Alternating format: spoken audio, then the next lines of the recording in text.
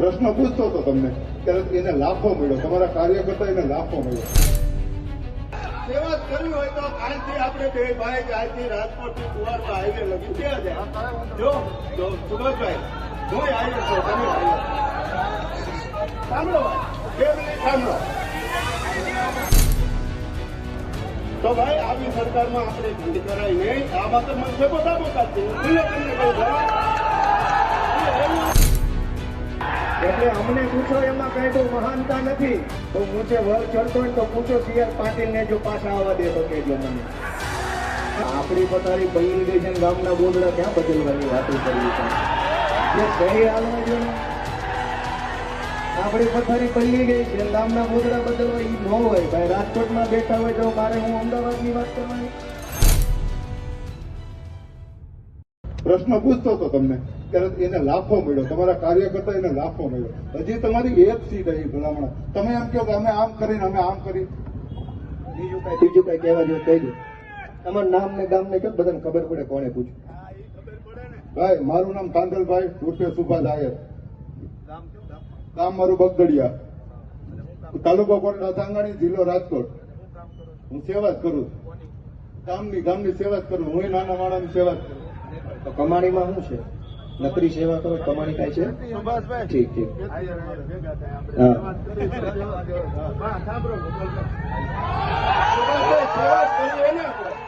સેવા કરવી હોય તો કાલથી આપણે બે ભાઈ આજથી રાજકોટ થી કુવારવા હાઈવે લગી ગયા છે. જો સુભાષભાઈ હું હાઈવે છું, તમે હાઈવે સાંભળો, 2 મિનિટ સાંભળો.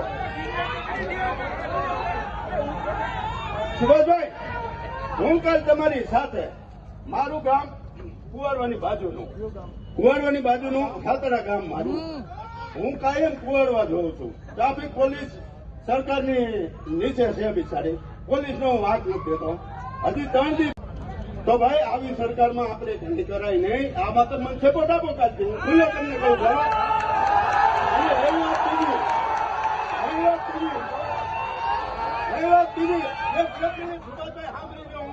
હું કેશુબાપાના નજીકનો માણસ હતો. કેશુબાપાનો નજીકનો માણસ સાંભળી લીધો.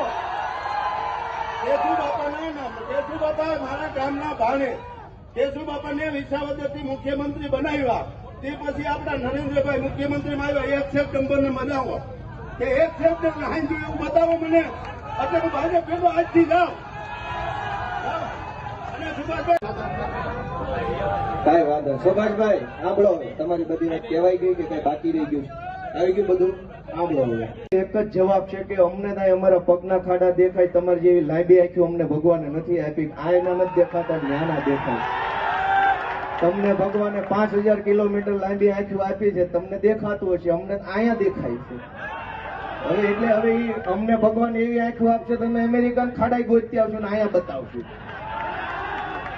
ત્યાં બેઠા આપણી પથારી પલ્લી ગઈ છે, ગામના ગોદડા ક્યાં બદલવાની વાતો કરવી છે? જે સહી હાલવા જો ને, આપણી પથારી પલ્લી ગઈ છે, ગામના ગોદડા બદલવા એ ન હોય ભાઈ. રાજકોટમાં બેઠા હોય તો મારે હું અમદાવાદની વાત કરવાની, પણ રાજકોટમાં બેન રાજકોટની વાત આવતી હોય. પણ હમણાં સુભાષભાઈ તો બહુ સારા માણસ છે, સજ્જન માણસ છે. પણ હમણાં ભાજપ વાળા આ ધંધો ચાલુ કર્યો. 5-5 હજાર ખિસ્સામાં નાખે ને એટલે ગમે આવીને છોટી જાય થાય. પણ અમને તો 5000 રૂપિયામાં આવી વાતો કરો છો, અમે 10,000 આપી. જાઓ પાટીલને પ્રશ્ન પૂછો, જે તમારામાં દમ હોય તો જાઓ પૂછો પાટીલને પ્રશ્ન. રાજકોટના અગ્નિકાંડના આરોપીને કઈ જેલમાં પૂર્યા છે? પૂછો પાટીલને પ્રશ્ન. 10,000 રૂપિયા હું હામાં આપું. ભાજપ વાળા 5,000 ની પટ્ટી ખિસ્સામાં મૂકે, ગમે એવો પ્રશ્ન, અમને ક્યાં વાંધો છે? પણ આપું 10,000 રૂપિયા. પૂછો સંઘવીને પ્રશ્ન, ગંભીરા ઉપરથી બ્રિજની નીચે તૂટીને જે મરી ગયા ને કઈ સહાય આપી તમે?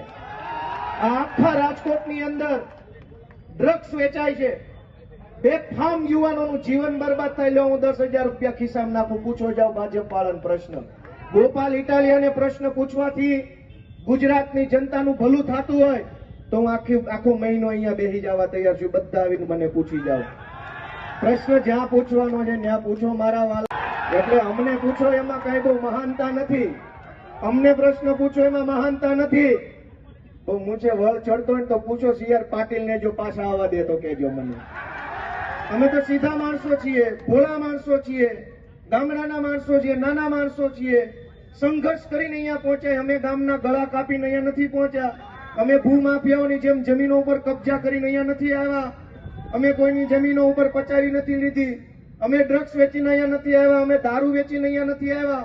અમે બાળકોના શિક્ષણ માફિયાઓ જેવું કામ કરીને અમે અહીંયા નથી આવ્યા. મારી ઉપર 30 જેટલી એફઆઈઆર છે, 15 જિલ્લાની જેલ માર્યો, જનતા માટે સંઘર્ષ સહન કર્યો. તેથી જનતાએ આશીર્વાદ આપીને મને અહીંયા બેહાડ્યો છે. જનતાએ આશીર્વાદ આપીને મને બેહાડ્યો છે. ભાજપની સામે વિસાવદર વિધાનસભાની ચૂંટણીમાં આખા કાઠિયાવાડના ભાજપના નેતાઓ, આખા કાઠિયાવાડના ભાજપના ધારાસભ્યો, સાંસદ સભ્યો, ગુજરાતના મુખ્યમંત્રી, ગુજરાતના ગૃહમંત્રી, ગુજરાતના પ્રદેશ પ્રમુખ, ગુજરાતના કૃષિ મંત્રી, ગુજરાતના વાહન વ્યવહાર મંત્રી, ગુજરાતના પાણી પુરવઠા મંત્રી, આખા ગુજરાતના ભાજપના 400 જેટલા મોટા મોટા નેતાઓ વિસાવદરની બજારોમાં આટા મારતા હતા ને એમ કહેતા હતા ગોપાલ ઇટાલિયાને ચૂંટણી ન જીતવા દેતા. એમ છતાંય એ 400 નેતાઓનું અભિમાન તોડીને ગુજરાતના ખેડૂતોએ, વિસાવદરના ખેડૂતોએ ખેડૂતના દીકરાને આશીર્વાદ આપ્યો. ત્યારે હું અહીંયા આવીને ઉભો રહીને બોલી શકું એમ છું.